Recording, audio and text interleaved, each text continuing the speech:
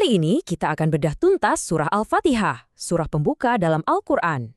Dalam beberapa menit ke depan kita bakal kupas makna, sejarah, dan dampak luar biasa di balik 7 ayat yang paling sering diucapkan di muka bumi ini. Oke, kita mulai dari pertanyaan yang kelihatannya simpel tapi jawabannya dahsyat.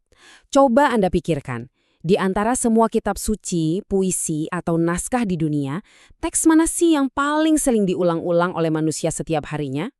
Yap, jawabannya adalah 7 ayat super pendek dari surah ini, Al-Fatihah, sampai-sampai gelarnya itu Al-Kitab atau induknya kitab.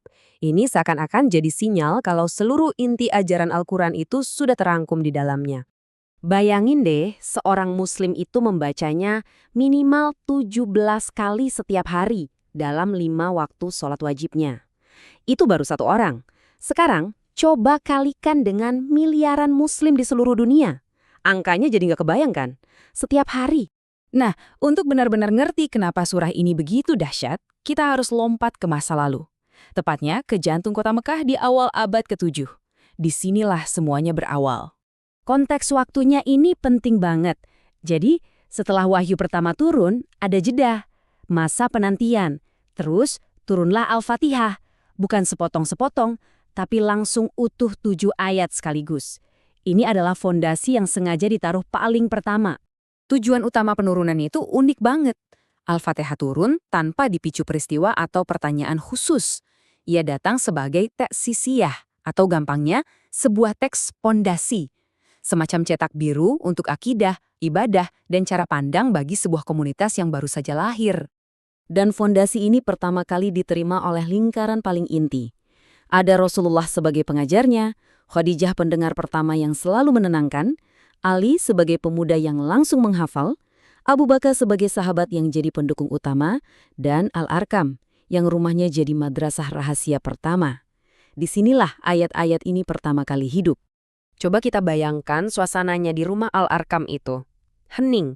Dalam sebuah pertemuan rahasia, Rasulullah membacakan 7 ayat ini. Bagi mereka yang mendengar, ini wow, pengalaman yang benar-benar baru. Ini bukan syair, bukan juga mantra. Ini adalah dialog dengan Tuhan yang begitu terstruktur dan agung. Pertanyaan dari Hubab itu benar-benar menangkap rasa takjub mereka semua. Oke, sekarang mari kita zoom in, kita lihat gimana fondasi ini dibangun. Kekuatan Al-Fatihah itu ada di pilihan katanya. Setiap kata itu presisi banget, dan pada zamannya itu revolusioner. Kita mulai dari frasa Rob al-Alamin. Kata Rob di sini maknanya dalam banget. Ini mencakup arti memelihara, mengatur, memperbaiki, bahkan mendidik, dan semua itu dilakukan secara terus-menerus. Jadi, ia adalah pendidik dan pengasuh yang super aktif bagi seluruh alam. Pemilihan kata ini benar-benar disengaja. Dengan memakai kata Rob, fokus teologisnya langsung mengarah pada rasa syukur kepada sang pemelihara atas segala nikmatnya. Nah, rasa syukur inilah yang kemudian menjadi landasan yang kokoh bagi pengabdian kepada ilah atau Tuhan yang disembah. Dan inilah tujuannya.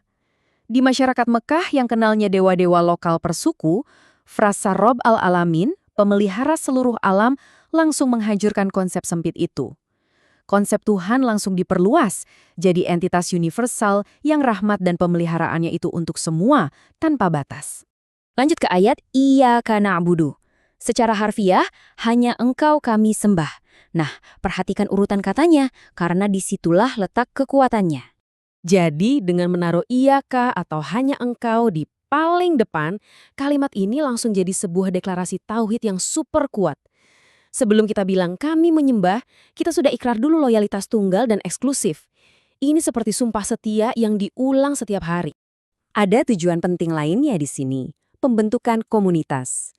Perhatiin deh, pakainya kata kami atau na'budu, bukan aku. Ini bikin doanya jadi ikrar komunal yang melampaui kepentingan pribadi. Di tengah masyarakat Makkah yang sangat individualistis, ini adalah cikal bakal lahirnya sebuah ummah, sebuah komunitas global. Nah, doa utama dalam surah ini adalah permintaan petunjuk ke As-Siratul Mustaqim. Kata As-Sirat ini menarik banget. Ini bukan jalan setapak yang sempit. Bayanginnya itu seperti jalan tol. Sebuah jalan raya peradaban yang lebar, jelas, dan lurus yang bisa dilewati banyak orang menuju tujuan yang sama. Jadi, gimana caranya 7 ayat yang kata-katanya dipilih dengan sangat cermat ini bisa menjadi cetak biru spiritual dan praktis bagi sebuah komunitas global? Mari kita lihat dampaknya yang fundamental.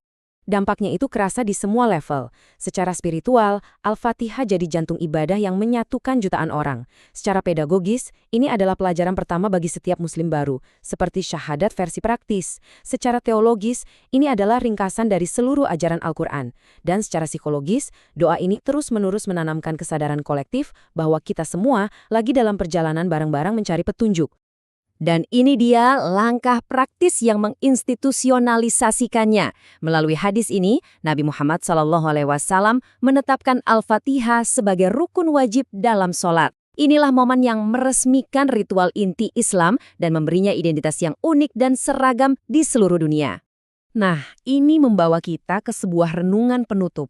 Kalau 7 ayat yang ringkas ini adalah fondasi yang sebegitu kokoh, mencakup teologi, ibadah, dan tujuan hidup, pertanyaan besarnya adalah, peradaban, ilmu pengetahuan, dan perjalanan spiritual seperti apa yang diharapkan bisa kita bangun di atasnya?